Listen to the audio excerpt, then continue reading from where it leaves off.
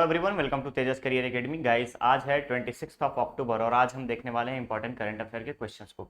लेकिन आगे बढ़ने से पहले मैं आपको बताना चाहूंगा कि अगर आपने अभी तक चैनल को सब्सक्राइब नहीं किया है तो चैनल को सब्सक्राइब करें, वीडियो को लाइक शेयर जरूर करें। चलिए शुरुआत करते हैं आज के इस सेशन का। सबसे पहले देखेंगे हम क्वेश्चन को। पहला क्वेश्चन है आपका लीनिंग इंटरनेशनल। ध्यान से देखिएगा क्वेश्चन को। Leaning international challenge badminton tournament में राज्य के किस बैडमिंटन खिलाड़ी ने स्वर्ण पदक जीता है? तो सबसे पहले मैं आपको बता दूं कि 18 से 23 अक्टूबर तक, 18 से लेकर के 23 अक्टूबर तक इसका आयोजन हुआ था मालदीव में। 18 से लेकर के 23 अक्टूबर तक मालदीव में इसका आयोजन किया गया था और राज्य की आकर्षी कश्यप ने, ध्यान से देखिएगा, राज्य के आकर्षी कश्यप जो कि एक बैडमिंटन खिलाड़ी हैं, आकर्षी कश्यप ने इस टूर्नामेंट में भारत के ही अपने अपोनेंट ईरा शर्मा को, ध्यान रखिएगा, फाइनल मैच किसके साथ खेला? ईरा शर्मा के साथ खेला और ईरा शर्मा को हराकर आकर्षी कश्यप ने, जो कि छत्तीसगढ़ की प्लेयर है, स्वर्ण पदक जीता है। ध्यान रखिएगा, आकर्षी कश्यप ने स्वर्ण पदक जीता है और उनकी अपोनेंट थी भारत की ईरा शर्मा। क्लियर रहेगा? तो करेक्ट ऑप्शन यहां पर बनेगा आपका ए। आगे बढ़े दूसरे क्वेश्चन पे। नेक्स्ट क्वेश्चन है, भारतीय मूल के किस व्यक्ति ने यूनाइटेड किंगडम के नए प्रधानमंत्री के रूप में पदभार ग्रहण किया? तो गाइस ध्यान रखेंगे आप कि भारतीय मूल के व्यक्ति के बारे में बोला जा रहा है, तो ये है हमारे भारत के ऋषि सुनक। याद रखिएगा, भारतीय मूल के ऋषि सुनक, याद रखिएगा आप, ऋषि सुनक, जो कि इन्फोसिस के चेयरमैन नारायण मूर्ति, याद रखेंगे आप, नारायण मूर्ति जी के सन इन लॉ है। क्लियर रहेगा? तो इन्होंने हाल ही में अपने कंजर्वेटिव पार्टी के नेता है ये ब्रिटेन में, और कंजर्वेटिव पार्टी के इस नेता के अपोजिशन में अगर हम बात करें, अपोनेंट में, तो पेनी मार्डेंट थे। याद रखिएगा, पेनी मार्डेंट, याद रखेंगे आप, मार्डेंट, ठीक है, मार्डेंट, पेनी मार्डेंट इनके अपोनेंट थे और उन्हें हराते हुए ऋषि सुनक ने हाल ही में यूनाइटेड किंगडम के नए प्रधानमंत्री के रूप में पदभार ग्रहण किया है। इनका शपथ ग्रहण 28 अक्टूबर को होगा। ध्यान रखिएगा, 28 अक्टूबर को इनका शपथ ग्रहण है। तो यहाँ पे ऑप्शन क्या बनेगा? Rishi Sunak, option B is correct.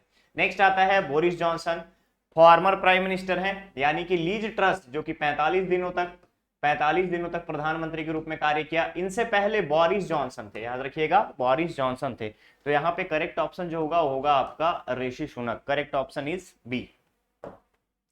Next question है आपका, वर्ष 2022 का राष्ट्रीय केलकर पुरस्कार राज्य के किस व्यक्ति को दिया गया है? ध्यान से देखेंगे आप, राष्ट्रीय केलकर पुरस्कार भोपाल में आयोजित, मध्य प्रदेश के भोपाल में आयोजित एक कार्यक्रम में दिया गया जिसमें समाज कल्याण, याद रखिएगा आप, समाज कल्याण, साथ ही साथ गरिमामयी उत्कृष्ट जैविक किसान, गरिमामयी उत्कृष्ट, याद रखेंगे आप, गरिमामयी उत्कृष्ट जैविक किसान अवार्ड दिया गया था। जैविक किसान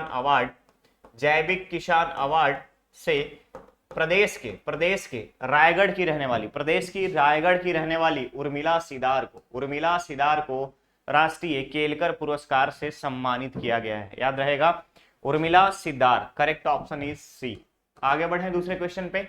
चलिए, क्वेश्चन है, भारत के 112 जिलों में राज्य के किस जिले को नीति आयोग द्वारा जारी champion of change delta ranking की सूची में शामिल किया गया है? तो गाइज मैं बता दूं आपको कि नीति आयोग ने हाल ही में एक रिपोर्ट जारी किया था और उस रिपोर्ट में उसने एक लिस्ट जारी की थी 112 आकांक्षी जिलों की। ध्यान रखिएगा, आकांक्षी जिलों की, याद रखेंगे, जिसमें स्तर अगर हम बात करें, लेवल रखा गया था, पैरामीटर रखा गया था, पोषण का, स्वास्थ्य का, शिक्षा का, ओवरऑल परफॉर्मेंस इंडेक्स का। इन सारी चीजों में चेंज डेल्टा रैंकिंग की अगर हम बात करें, ध्यान रखेंगे आप, champion of change delta ranking के लिए राज्य के नारायणपुर जिले को रखा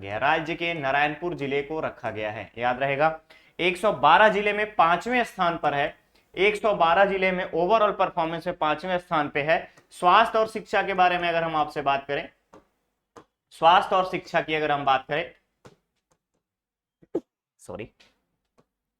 स्वास्थ्य और पोषण की अगर हम आपसे बात करें तो इसमें इनको मिला है सेकंड रैंकिंग। और शिक्षा की गुणवत्ता की अगर हम बात करें तो शिक्षा गुणवत्ता में 4th रैंकिंग मिली है, नारायणपुर जिले को। ध्यान रखिएगा। स्वास्थ्य और पोषण में हम बात करें तो सेकंड रैंकिंग है, और शिक्षा एवं गुणवत्ता में फोर्थ रैंकिंग दी गई है नारायणपुर जिले को। ठीक है, नक्सल प्रभावित जिलों में, आकांक्षी जिलों में नारायणपुर जिले को, छत्तीसगढ़ के नारायणपुर जिले को इसमें शामिल किया गया है। तो करेक्ट ऑप्शन बनेगा आपका डी। आगे बढ़ते हैं, दूसरा क्वेश्चन है, राज्य सरकार द्वारा धान उपार्जन क्षेत्र में वृक्षारोपण करने पर प्रति एकड़ 3 वर्षों तक कितने रुपए की सहायता राशि प्रदान की जाएगी। ध्यान से देखिएगा, धान उपार्जन क्षेत्र में वृक्षारोपण करने पर प्रति एकड़ 3 वर्षों तक कितने रुपए की सहायता जारी की जाएगी। अगर आप लोगों को थोड़ा याद होगा तो ग्राम सुराजी योजना के साथ साथ नरवा, गरुआ, घुरवा और बाड़ी योजना, याद रखेंगे आप, बाड़ी योजना। ठीक है, तो इसी बाड़ी योजना को क्रियान्वित करने के लिए धान उपार्जन क्षेत्र में वृक्षारोपण करने पर राज्य सरकार द्वारा जो किसान धान उपार्जन क्षेत्र में वृक्षारोपण करेगा उसे प्रति वर्ष 10,000 रुपए, ध्यान रखेंगे आप, 3 वर्षों तक 10,000 रुपए दिए जाएंगे सहायता राशि के रूप में। तो करेक्ट ऑप्शन यहां पर बनेगा आपका ए। इसके अलावा आप याद रखेंगे कि नरवा, गुरुआ, घरवा, बाड़ी योजना में छत्तीसगढ़ से दुर्ग विश्वविद्यालय से एक व्यक्ति ने पीएचडी की उपाधि धारण की है। ध्यान रखेंगे आप, एक व्यक्ति ने पीएचडी की उपाधि भी ली है, और ऐसा करने वाला छत्तीसगढ़ का पहला विश्वविद्यालय दुर्ग विश्वविद्यालय बना है। तो यहाँ पे इसका करेक्ट आंसर ए होगा। आगे बढ़ते हैं दूसरे क्वेश्चन में। क्वेश्चन है, राज्य में पेशा नियम लागू होने के बाद भूमि अधिग्रहण की प्रक्रिया करने से, ध्यान रखिएगा, भूमि अधिग्रहण की प्रक्रिया शुरू करने से, ध्यान रखिएगा, भूमि अधिग्रहण की प्रक्रिया शुरू करने से पहले किससे परामर्श करने का प्रावधान किया गया है। तो अगर आपको पता होगा तो पंचायती राज अधिनियम छत्तीसगढ़, पंचायती राज अधिनियम छत्तीसगढ़ 1993, छत्तीसगढ़ 1993 में संशोधन करते हुए पेशा नियम को लागू करते हुए अनुसूचित जनजाति या आदिवासी क्षेत्रों में अगर आपकी जमीन या फिर आदिवासियों की जो जमीनें हैं उस पर अगर खरीद बिक्री हो रही है तो उनसे बचाने के लिए और आदिवासी के जो सदस्य हैं उन सदस्यों को वापस से उनकी भूमि लौटाने के लिए पहले आपको ग्राम सभा, अगर आप भूमि अधिग्रहण कर रहे हैं तो आपको ग्राम सभा से परामर्श करने की आवश्यकता होगी। ध्यान रखिएगा, ग्राम सभा अगर अलाउ करेगा देन आफ्टर उस जमीन को आप खरीद सकते हैं। तो करेक्ट ऑप्शन यहां पर बनेगा आपका बी। नेक्स्ट क्वेश्चन है, विगत वित्तीय वर्ष 2021-22 में राज्य में कुल कितने रुपए का निर्यात किया गया है। ध्यान रखेंगे, विगत वित्तीय वर्ष 2021-22 में राज्य में कुल कितने रुपए का निर्यात किया गया है, ये आपसे क्वेश्चन पूछा जा रहा है। तो गाइस ध्यान रखिएगा यहाँ पर कि अगर हम आपसे बात करें विगत वर्ष के लिए, यानी कि 2020 और 21 की तुलना में, ध्यान रखेंगे 2020 और 21 की तुलना में, 2019 और 2020 की तुलना में, तो यहाँ पे इस साल 2021 और 22 में कुल 25,541 करोड़, ध्यान रखिएगा 25,541 करोड़ रुपए का निर्यात किया गया। यानी कि राजस्व आय जो है, राजस्व की जो आय है, इस राजस्व में इतने रुपए का कंट्रीब्यूशन जो है एक्सपोर्ट का है। ध्यान रखेंगे, एक्सपोर्ट का है, क्लियर रहेगा, एक्सपोर्ट का है, क्लियर। तो यहां पे करेक्ट ऑप्शन आपका बनेगा सी। आगे चलते हैं नेक्स्ट क्वेश्चन पे। क्वेश्चन है, चावल निर्यात में वित्तीय वर्ष 2019-20 की तुलना में वित्तीय वर्ष 21-22 में कुल कितने गुना की बढ़ोतरी दर्ज की गई है। ध्यान से देखिएगा, चावल निर्यात में वित्तीय वर्ष 2019-20 की तुलना में वित्तीय वर्ष 2021-22 में कुल कितने गुने की बढ़ोतरी की गई है या वृद्धि हुई है। तो गाइस ध्यान रखिएगा, अगर हम आपसे बात करें 2019-20 में जो ये डेटा था 1827 करोड़, ध्यान रखिएगा 1827 करोड़। और इसके अलावा अगर हम 21-22 की तुलना की बात करें या 21-22 में हम बात करें तो टोटल 8,559 करोड़ रुपए, 8,559 करोड़ रुपए की इस बार बिक्री की गई है चावल में। ठीक है, चावल की निर्यात जो है, इतने करोड़ रुपए जनरेट हुए हैं चावल के निर्यात से, राइस एक्सपोर्ट से, ध्यान रखिएगा राइस एक्सपोर्ट से। तो यहां पे अगर आप कंपैरिजन देखेंगे तो ये आपका आता है टोटल 4.68 गुना, यानी कि 4.668 गुना, क्लियर रहेगा। तो कितने गुने की वृद्धि हुई है, तो 4.68। करेक्ट ऑप्शन क्या बनेगा, डी।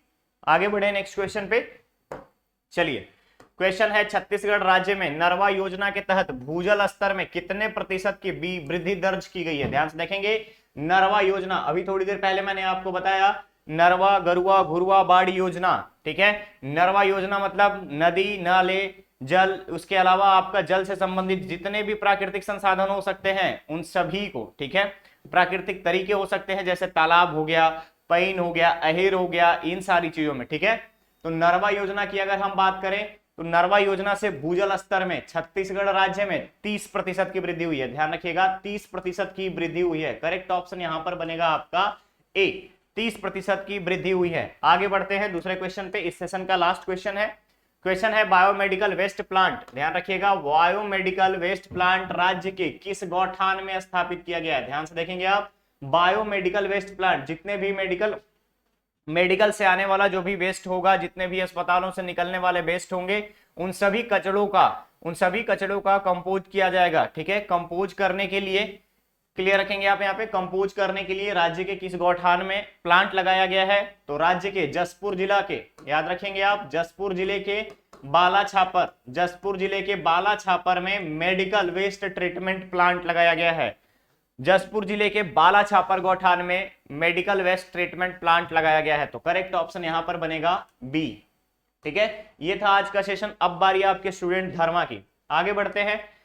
क्वेश्चन है हाल ही में चीन में हुए निर्वाचन के अनुसार नए प्रधानमंत्री के रूप में किसे चुना गया है। ध्यान से देखेंगे, हाल ही में चीन में हुए निर्वाचन के अनुसार नए प्रधानमंत्री के रूप में किसे चुना गया है। यहां पे एक क्लू दे दूं कि लगातार इस बार तीसरी बार शी जिनपिंग को फिर से चाइना का राष्ट्रपति बनाया गया है।